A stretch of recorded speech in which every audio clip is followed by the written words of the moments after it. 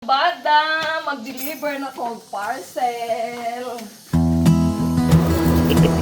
Bawat linggo ay nakakatanggap kami ng parcel delivery at parcel pick-up sa bahay sa Tumahubong.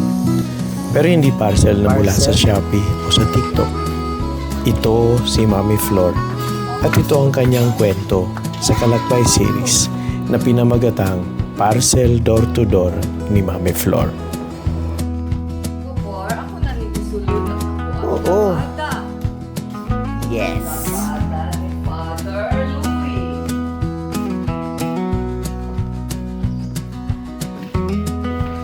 Before, ako na nilisulod. Oo.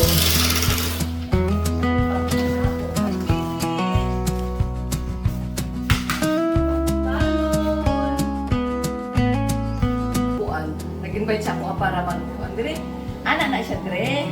Kaning anak ni Kuan, ni Pilaring, ani si Tata. Siya na ang dating Kuan sa bandera.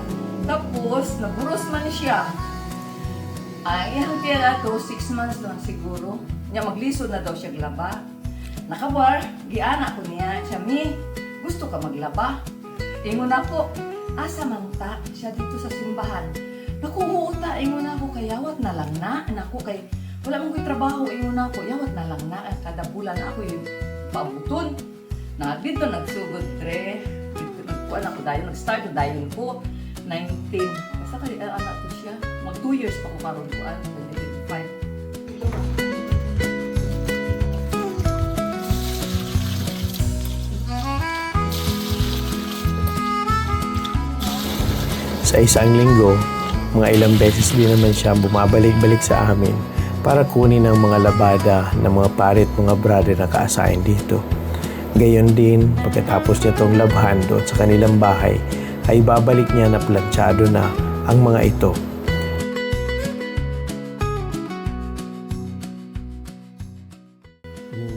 First time na ako kuhan dire. Nang limpyo man ko din sa luyo. Ang tingala si Father Efren. Siya kinsa mo na dihan ng limpyo sa likod. Ingat si Pilar. Siya na, ang labandera na. Tikitan ko niya berting paglimpyo sa luyo. Ng guna. Tingala si Father Efren. Kalit na mo din na ay naglimpyo. Nakakuan yun ko nga murag kaning swerte yun ko sa akong pagkuan diri sa paglaba. Nakaingon yun ko nga lang. Ingon ako, ay nga, nagkita yung mga pari, no? Nang lindot kayo ang ilahang kuan, ingon ako. Nakala yun ko diri. Ingon ako, swerte kayo ko ba? Di karon, pag naay mga tanas ako, ay, Flor, asa man ka nagkuan? Ingon ako, dito ko sa simbahan galaba. Swerte lagi ka kayo sulod ako dire-dire sa simbahan. Ingon ako, anak na siguro ang swerte sa tao. Anak mo ko dire. Nasa dire na ko, anak na sa time sa December, yung nana, manghatag na si Father Efren, mag-Christmas party ni Ana. Nya murag daghan ba kayo mga kuan ba dire? Ingon ko, wala, ingon ako ninduta diri, oy, ingon ako. Nakaanak yung ko dire sa akong galingon. Anya istorya ko sa akong mga anak, yung anak na, ingon akong, kato akong youngest, katong lalaki, minyo na po siya. Ingon siya na, mang, ingon siya. Swerte kayo ka diha, mang ba? Nakuhuot to, ingon ako kay, libre na ko, papa! Maujud. Libre na ko, papa! Ingon ako niya, nga ako ang monthly, ingon ako, nga ako na, marag limpyo na ba siya, Dre? Por eso, ingon ako, ingon ako. Dagan gud ka ingon nga swerte daw kung nakasulot ko di sa simbahan. Ingon ako, na yawat na lang ingon ako sa kada bulan, madugang sa among pensyon. Ingon na ba, Dre? Kung sa bagay, wala naman ko ginakuan, pero nung hatag ko sa akong mga anak, na ba, Dre? Tabang ko sa ilahan, wag na sila kinahanglan nga, kuan man na ng tabang ko. At least na ay kuan na ipandugang sa akong pensyon kada bulan. Ako gid ang natabang ba sa ako ang pagka balo. Bisag wala na ko gikuan ng anak, at least kinahanglan ko tabaya diri nga naatay ka ng trabaho.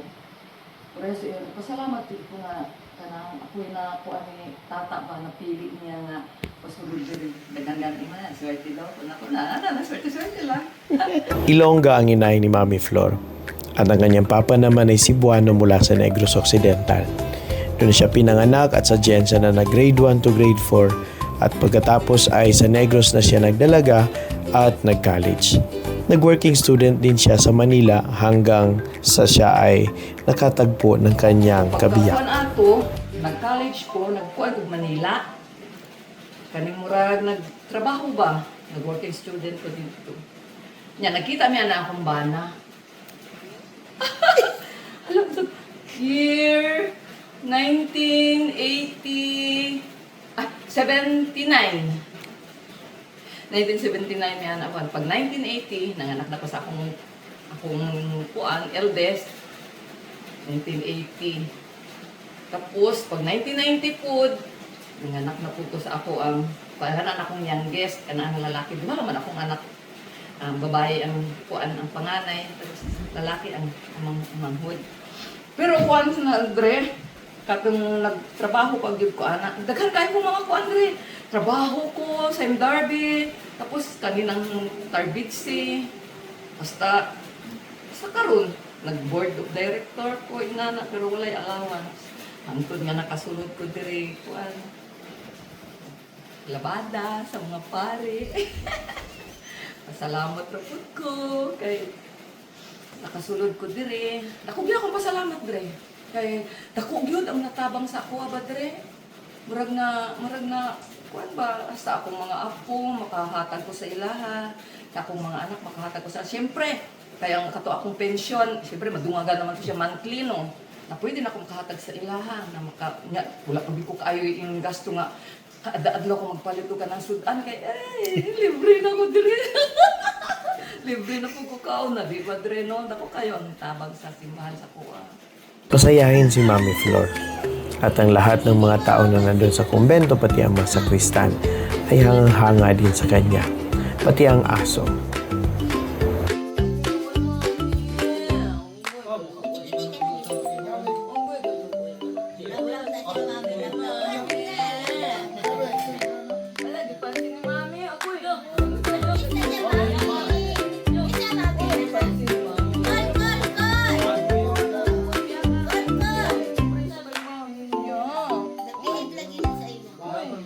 Ang gigid na ako malimtan kanang mag-party mi kada December nga sadya kayo mi.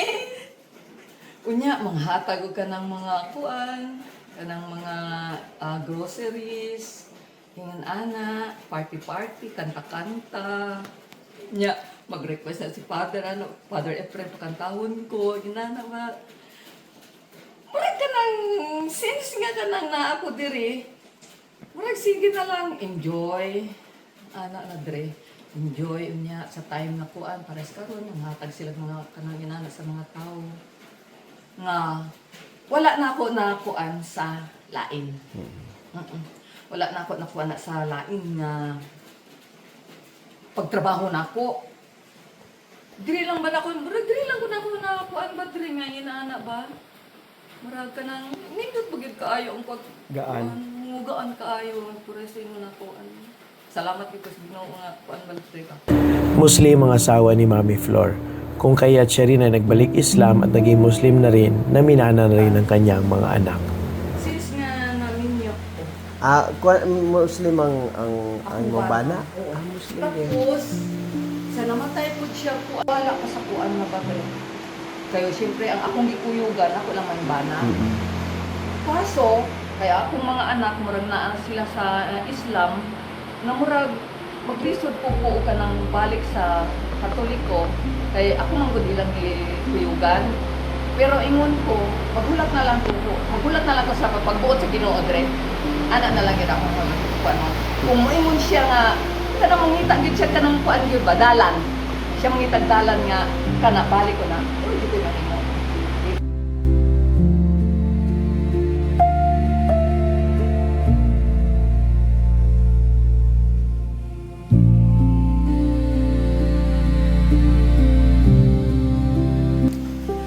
Sa mga Clarician, pasalamat lang ko sa inyo tanan-tanan ng mga Clarician nga na ako diri sa inyo ha, bisan ko o kanang balik Islam kay wala pa gyud ko nakabalik gyud sa real gyud na ako nga kuan. Pero malay ninyo na may Ginoo ang Ginoo ang atong hulaton kung unsa gyud ang iyang ikuan sa ako kung iyan akong pabalikon ana. Pero nagpasalamat jud ko sa tanang Clarician nga nindot ang inyong pagkuan ba sa mga tao. Nakita gyud nako ang ilahang mga pagserbisyo sa mga tao nga since nga nainani ko, higulang na ko, wala ko nakakuha og ginana ng mga klaseng mga tao ba dre nga nindot ang ilang pag-serve, ang ilang pakita sa mga katawhan. Diya gyud ko bilib sa mga Clarician. Bilib gyud ko sa ilaha. Kami ang totoong humahanga sa iyo, Mami Flor. Maraming salamat sa iyong walang sawang pagdi-deliver ng iyong parcel sa aming bahay linggo-linggo. Maraming salamat sa iyong pagtsatsaga, sa paglalaba, sa pagpaplantsa at pag-aalaga sa aming mga missionaries sa Tumahubong. Kaiba man tayo ng pananampalataya, nariyan ka pa rin upang kami ay alagaan. Nariyan ka pa rin upang kami ay pagsilbihan. Maraming salamat, Mami Flor.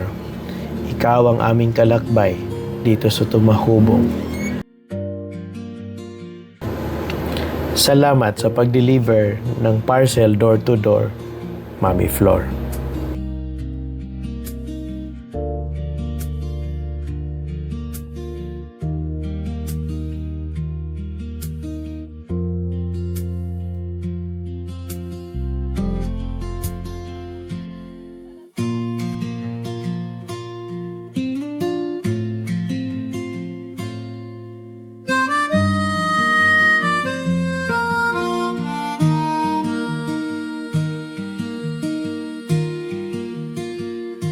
Sa bawat umaga, bago ang kampana, usok ng kusina ang unang huminga.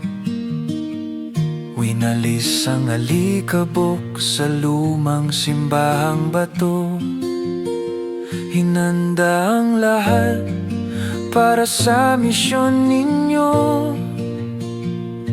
Ako'y simpleng tao, walang titulong hawak, ngunit sa inyong yapak, ako'y laging tapat.